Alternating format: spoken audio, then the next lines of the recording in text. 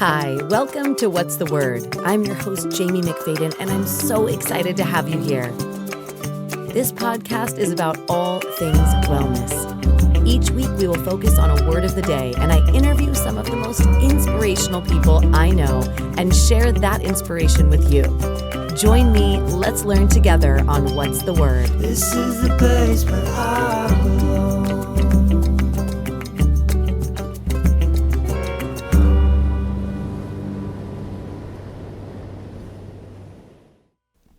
Hi, welcome to What's the Word? I'm your host, Jaime McFaden, and this podcast is about all things wellness. Each week, we focus on a word of the day and give some tips on how to utilize that word to help change your life for the better.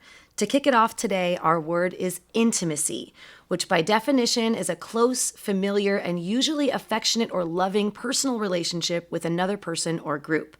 And I am so pumped about my guest today. Our guest is Dr. Ann Langley, a psychotherapist in private practice, specializing in working with couples, sexuality issues, and addictions recovery. She has specialized in working with couples and helping them with their intimacy issues for over 30 years. She also does something called discernment counseling, which is geared for couples on the brink of a divorce to see if their marriage can be saved. You can go to her website, www.drannlangley.com, for more information. And I have had the privilege of knowing Dr. Ann Langley the majority of my life. Hi, Dr. Langley. How are you? Hello, I'm wonderful. Thank you. Well, thank you so much. I am honored to have you here on this show. And today we talk about intimacy. So I'm going to open the floor up to you right now because I am just excited to hear what you have to tell us and share with us today about intimacy. So the word intimacy, what does that mean to you, and how can that be something related to our health and wellness? Well, I think so often, I was just thinking about the couples that I see because I see primarily couples, and it seems like the main complaint when couples come in is that, sometimes there's high conflict or something like that, but so often it is that they feel disconnected, they don't feel close to each other, so they don't feel intimacy, or they're struggling with intimacy. And there's the main criteria for intimacy really is trust.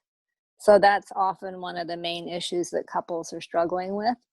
But when we're intimate with someone, we're sharing sort of the deepest, sort of closest to our heart parts of ourselves. Early on in a relationship, we're sharing our life experiences and those kinds of things. And it's fun to get to know someone. But the longer that we're together, then there's also parts of ourselves that we don't feel quite so comfortable in sharing, that are parts that are a little closer to ourselves, or maybe parts that we feel ashamed of or bring up fear or anxiety for us.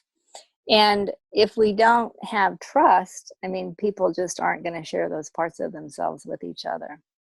So over time in a relationship, different things can happen where the trust can get broken. And so a lot of the work that I do is rebuilding the trust. And it can be broken in many different ways, not just like by infidelity or, major things like that are obviously betrayals and that break the trust. But, by not keeping confidences between each other, like sharing confidences that should be with the couple, with other people, then that's a way of breaching trust, and people are less likely to share and be open. Right. So this is so deep and so pivotal for so many of us because, talking about intimacy, there is a level in my mind that goes to right away vulnerability. And there has to be a level of trust, obviously, to be able to have that vulnerability with someone you love. And so now, what are some maybe tips you can share for someone that's listening about either getting in connection with their own trust or vulnerability, so that like how can somebody, just listening to this right now, if somebody's going, wow, that's resonating with me, I'm having issues in my relationship, or maybe someone that's single that's saying I want to be in a relationship but I have trust issues, do you have any tips that you can share with us today, just a couple simple things that someone could do to work on themselves to be able to allow the intimacy and the trust. Sure. And I was just thinking about this before we talked today. How do we get close to someone? How do we build that trust and that intimacy? And obviously, by talking and communicating and sharing our life experiences, our dreams, and our hopes, and all those kinds of things. And in the beginning of a relationship, that's easy to do. But generally, with the couples I see, these things can kind of erode over time. And sometimes people aren't really spending time together. That it's especially where we live in the Silicon Valley, time is just such a huge issue. And for couples to really maintain their relationship and to have any time for intimacy, and I'm talking about emotional intimacy, because some people use sex and intimacy, they conflate the two or Use them use them interchangeably. interchangeably. But I'm talking about emotional intimacy, and we can talk about sex too, because obviously that's part of emotional intimacy. But just the kind of emotional closeness, and to have a close, I say, emotionally fulfilling relationship, it takes time and attention. It's just like, love is attention and focus. I mean, would your child feel loved if you didn't pay attention to your child? So just finding the time and carving out the time and just making that a priority for couples, especially in long-term relationships, because they have children, that's pulling them in many directions. They have stressful jobs, that's pulling in many directions. Sports, all the things that pull couples away from each other. So they have to consciously say, this is the kind of relationship I want to create, and we're going to have date night, and we're going to make sure we have sex regularly. And anyway, whatever those things are that make intimacy possible. It's not really possible without that. And then, of course, knowing each other sexually is, that enhances intimacy and feelings of closeness for couples. And then we already talked a little bit about trust that has to be built over time. Right. So now, do you think for couples, like especially, this year has been proven to be significantly different than most other years, and people are either spending more time together, and I've heard this myself, where some people are saying, "Oh my gosh, my partner's driving me nuts because now we're just stuck in the house together and things are so different," and or people are saying, "Oh man, we really do all these things regularly, and now we're not because we're both so stressed and pulled in different directions and everything else." So I know that there's a lot more tension and stress in many different ways this year. And so on that subject, you brought up something that I just took a note of, where you said, making time, where almost like with a job, we schedule out certain meetings we have, or, things that you have to get done, certain priorities. Do you feel the same or similar in relationships, where as much as it might not sound so romantic, but being able to say, okay, every Monday we're making it a date that even if we just sit on our couch and have popcorn and a movie, that's something really significantly important that we can't miss? Because I think that can happen so often in relationships, or, any kind of intimacy. It doesn't have to be the sexual, but just bonds in general, how you brought up, a child. If a child's going, "Mommy, Daddy, here I am, look at me," and they're not getting the attention, they're probably going to have potential issues in the intimacy of that. What do you think about that? Do you think that it is valuable for people to be scheduling times for these things for their relationship to grow and be intimate? Absolutely. And even now with COVID, and I know it's more complicated, but it's, used to stress date night, where they would actually go to a restaurant or whatever, but they have to kind of modify date night, but it's just exactly that, like Monday night, Wednesday night, Friday night, whatever night it is, that we're going to carve out, a couple of hours that's just for us, and we're not going to let the phone and, work and kids or anything else interfere with that, and really religiously keep that. And for some people, like just like you're saying, just cuddling on the couch and watching a movie, that's what they're really kind of longing for, just that. And that's what it takes time to actually create. And if you ritualize it in some way like that, it makes it even more special. And that you can't, this is something we do every, Monday at 8 o'clock or whatever, and we don't let anything come in the way of that. And also the other way that if trust is broken, the three ways that trust is rebuilt is making and keeping agreements, Mm-hmm.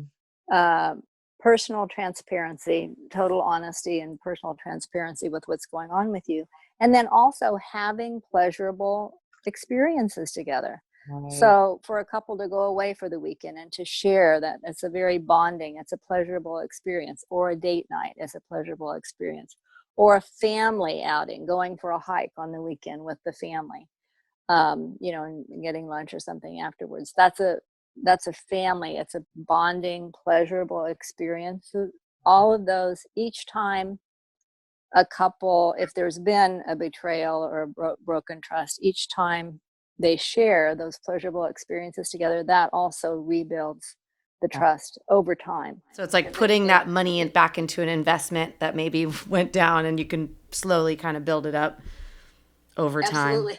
As a matter of fact, that's how Virginia Satir, she talks about, and I don't really like her language because she calls it low pot. I talk about it like a bank account, that you're always building up, those positive experiences are going into that bank account, that kind of savings account. And then when you hit a roadblock or a hurdle, or God forbid there's a crisis or whatever, or a big fight, you can call on that. You have that resource there. So it's a great, that money. that's a great, Look at she it. was a famous family therapist, and that Oh, was really? her, how she talked about it, Jamie. Virginia Satir, Satir. Oh, I've got to look that She's up. like the mother of family therapy, kind of. She developed. I had no idea. I just look at it as, people come to me to ask questions about exercise or nutrition, and I consistently go back to, one of my great mentors, Jack LaLanne, where he always said, your health account is like the greatest bank account you'll ever have, because the more that you put in, right? Yeah, you could have all the actual tangible money and items in the world, but if you don't have your health, quite frankly, you don't have anything.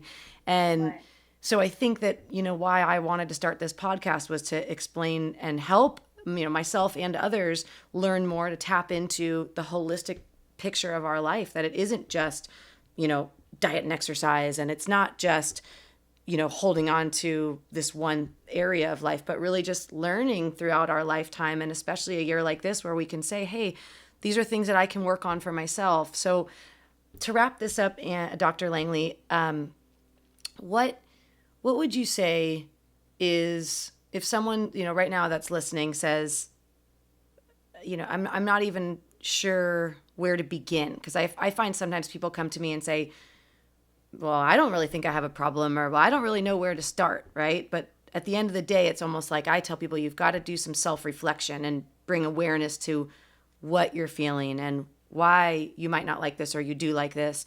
And so you brought up, I like how you said about having pleasurable experiences, because I think sometimes what happens in regards to intimacy is, if somebody has a negative experience or a traumatic experience, then it can be really easy to just kind of close that door and just, I'm just not going to go there anymore.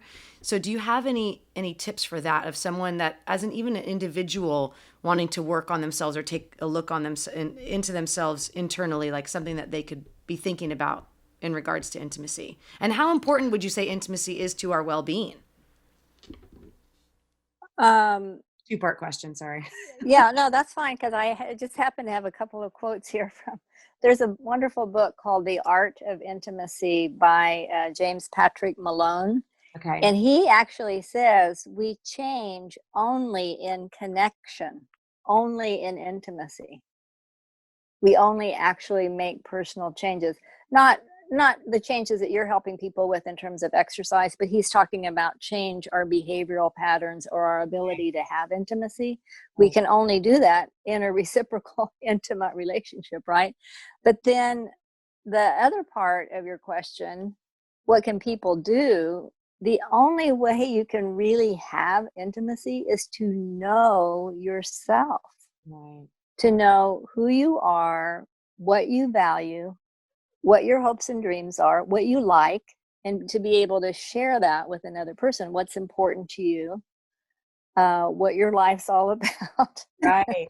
And so, so anything you do that enhances self-knowledge and really knowing yourself and loving yourself, because you can't really give and receive love, really, we all know, without loving ourselves first. So anything that you do in that realm is going to help you in terms of having fulfilling, intimate relationships, in the long run. I love this. Oh my goodness. So, in summary, to anyone that is listening, Dr. Langley has expressed to us so many important values and keys that we can think about with intimacy. And intimacy does not just mean sex, right, Dr. Langley? It's a part of it, but it's not, because I think a lot of the times people hear the word intimacy and it's like, ooh, taboo. It's just sex, right? But there's so much more to it. And for anyone that's listening, Dr. Langley, just to kind of recap, had said we really need to take time to value and know ourselves, who we are, what we love ourselves, gain awareness and knowledge around what's valuable to us so that we can then share our life and our intimacy with somebody else and others. And trust, you said, was such a big thing. So, even if trust gets broken, that doesn't necessarily mean that it's completely over forever. If I'm not mistaken, that is what you said, that Right. sometimes things It can be rebuilt. it can be Right. rebuilt. So I Absolutely. think for someone listening that maybe has had some trust issues or some, things that have gone on to make them feel like maybe they Betrayals. can't, Experience betrayals, right? betrayal. That maybe they are listening right now saying, oh, okay, well, maybe it can be built up again. So Dr. Langley, I want to say thank you so very much for taking time today to help myself and to help anyone listening to think about intimacy and realize how important and how valuable it is to our own well-being. And I am so blessed to know you. I am so thankful to have you in my life. Thank you for all of the things that you have shared with me throughout these years. And thank you to everybody for being on What's the Word. So on that note, we'll see you next week. Bye, Dr. Langley. Bye-bye. Thank you, Jamie. Thank you. Stay well. You too. Thank you for joining me here at What's the Word. Follow us on social media with the links on the screen, and don't forget to like and share with your friend. Your support helps us grow and continue to make inspirational content. See you next time on What's the Word.